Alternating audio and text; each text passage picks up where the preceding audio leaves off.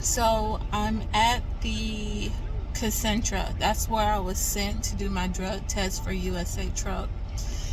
Horrible experience there. Like, the customer service was straight, but I was in there for 3.5 hours just waiting to piss in a cup. I was so annoyed, so ready to go, and I never had to wait that long for a drug test ever. But yeah, it was packed in there. When I walked in there, there were no seats available. There's like 50 seats, something like that, and all the seats were taken. People were standing up, and people were walking in and seeing how many people were in there, and they were turning back around like, nope, not today. But yeah, there were a lot of people in there. I was in there for 3 hours, and it was just a standard urine test, like no hair follicle or anything, just pee in a cup. Once they finally called me to go back there to do the test, it was literally 2 minutes. So I waited 3 hours to do 2 minutes worth of testing. But yeah, in and out. No, it wasn't in and out. But I'm done, and gotta go back home, and they have, my recruiter has stuff for me to do on the driver pulls out to prepare for orientation. So I'm going to go and do that and recuperate from sitting in there for 3 hours going crazy. So yeah. Okay, so today I decided that I am going to work for USA Truck again. Now, I worked for USA Truck before. I worked for them for a year, and this was like 3 years ago. And fast forward, I'm gonna work for them again.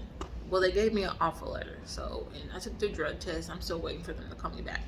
They said I was eligible for rehire, so we'll see how it goes. I'm still waiting for them to call me back.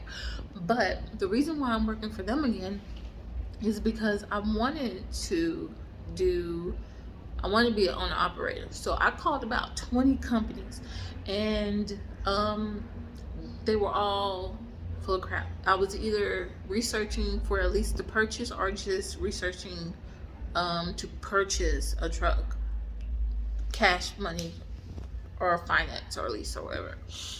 And this is the biggest problem when trying to purchase a truck. This is what I got from almost every single company that I called and talked to. And they were telling me basically, because of the pandemic, there's a shortage of trucks. Like, physically, there's a shortage of trucks. And multiple companies said, we're going to put you on the wait list. When a truck is available, we call you, let you know. If you want to purchase it, let us know then. So the company with the least amount of wait time was like 3 months. 3 months wait for the truck. And I was like, ugh.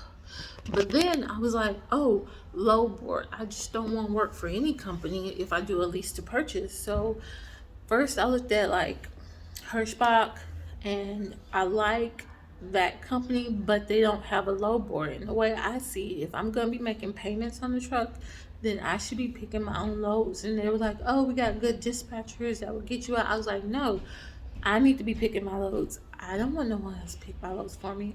I need to be able to make sure that I'm getting to where I want to go, how I want to go, and how I want to get there. And I just don't want to depend on the dispatcher. So I said no to Harshbog. I called Pam. They don't have a load board. I called Dart. Dart does have a load board, and at least the purchase program, but the only thing is you have to eventually qualify for it. And I said, okay, I'll do that, but Dart didn't send me the orientation information. Like, they approved me through everything. I did all the videos, the applications. I did everything they wanted me to do, and they never sent me the orientation information. So, okay. And then, let's see, who else? Who else did I call? I did Pam, Harshbarg, Dart, CRST. CRST has a low lease to purchase program with a low board, but they only want teams. Like, they were like, you want to team up with someone? I was like, no, I'm a solo driver. I don't want to team up with anyone. So they were like, we'll let you know if we have any solo positions available. That was 2 months ago, and they never called me back. And the dispatcher I have for, not dispatcher, but the recruiter that I have for CRST is horrible. She's horrible at communication. Like, she hasn't really given me any information.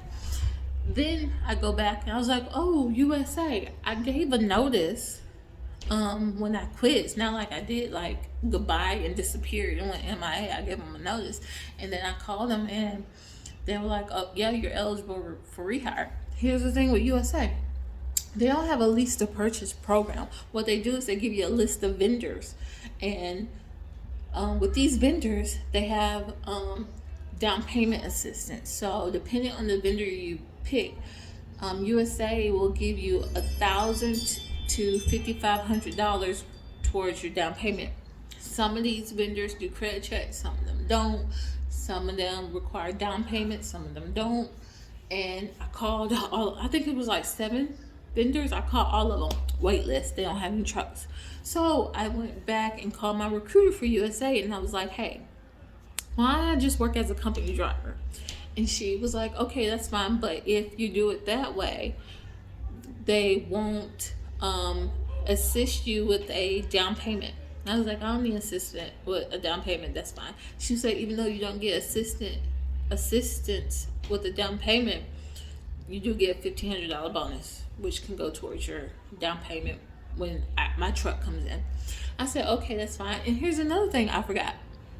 I know that the owner operators for USA work off a load board. I forgot that the company drivers get to work off a load board. Yes, you heard that right.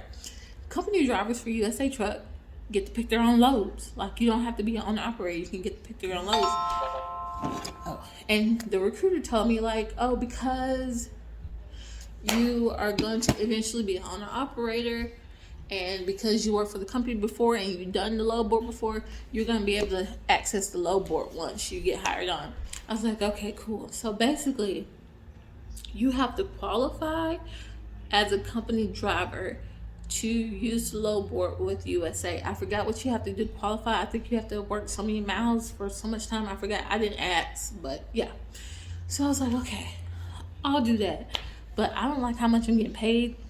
I feel like I have like 9-10 years of experience. I should be getting paid more, but it's not that big deal because I'm eventually going to be owning my own truck, so I can take the little pay cut until then. Plus, I get to use the load board. I can pick my own load, so I can make as much money as I want.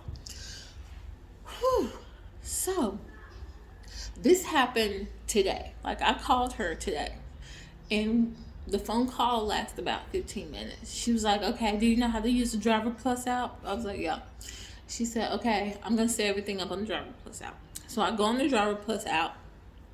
I have 28 tasks to do. Like 28. I got videos to watch, direct deposit forms to fill out,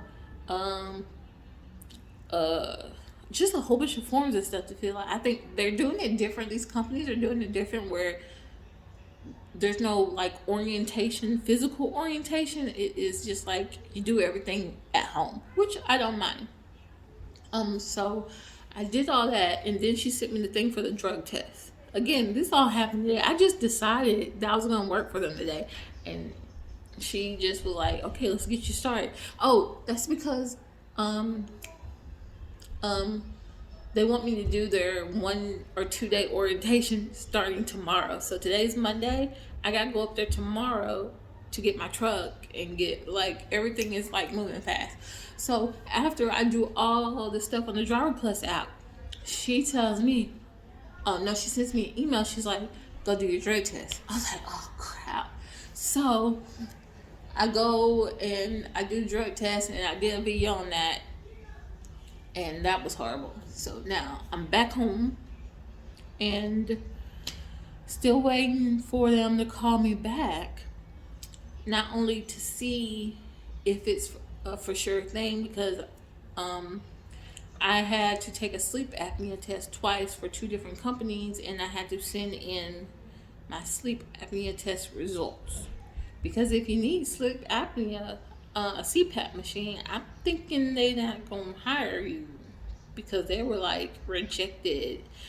And I was like, I don't need a CPAP. but she didn't have. I passed my sleep apnea test and I have the results. She was like, "Oh, great, send them to me now. Send them to me now." I was like, "Okay." So I sent them to her, but that was like 30 minutes ago, and they're closed now.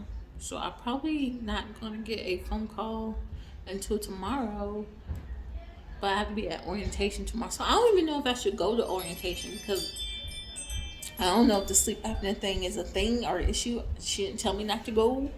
But okay, I'm just gonna go, and I'll know by the end of the day once I get to orientation if the sleep apnea testing is an issue or not. I need to lose some weight because I'm so tired of having to carry that sleep apnea paperwork around all the time because people look at me and be like, sleep apnea test, and I'll be like, no, I don't have sleep apnea. I'm just fat. Okay, but anyway, so yeah, I'm rambling.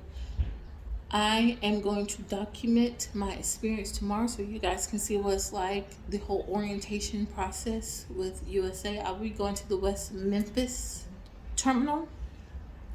It's not too far from my house. So yeah, I am going to go to Walmart and buy some boxes because they're still playing loud music. And I have the TV on, the door closed to my bedroom. And I'm in the living room. I can still hear play loud music. I can't wait to get out of this apartment complex. I hate it here. But anyway, bye.